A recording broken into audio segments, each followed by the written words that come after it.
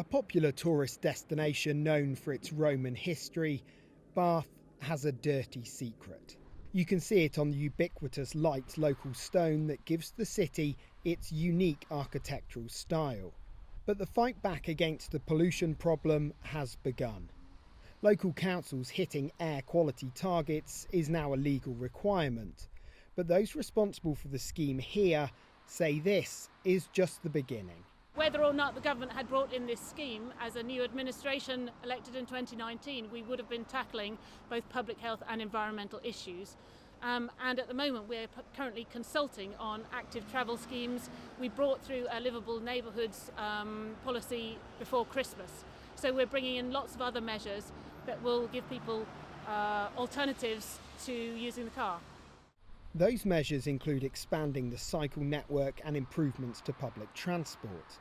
But this clean air zone only applies to commercial and trade vehicles, not private cars, regardless of how polluting they are.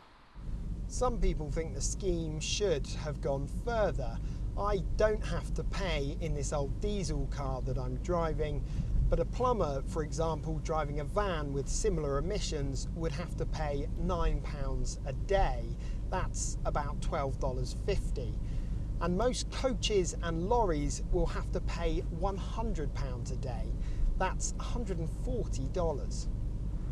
Despite significant lockdowns that vastly reduced traffic, 4 areas of Bath last year were still above the legal limit allowed for nitrogen dioxide.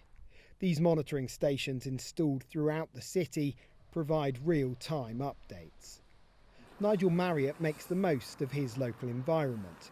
He was asked to analyse data during the consultation process and found that banning private cars would have a negligible effect on pollution compared to commercial vehicles.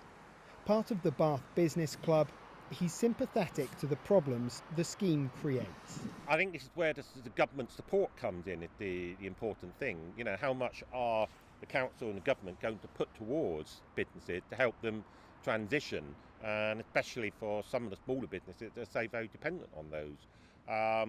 So I get the sense it's one of those things that businesses can support in principle. It's the details of the delivery that can cause a problem. A grant of up to £4,500, that's just over $6,000, is available to replace older cars and vans with lower emission models. But that's a fraction of their total cost. With more clean air zones being introduced across the UK this year, the short-term financial pain for some should pay for long-term health and environmental benefits for all.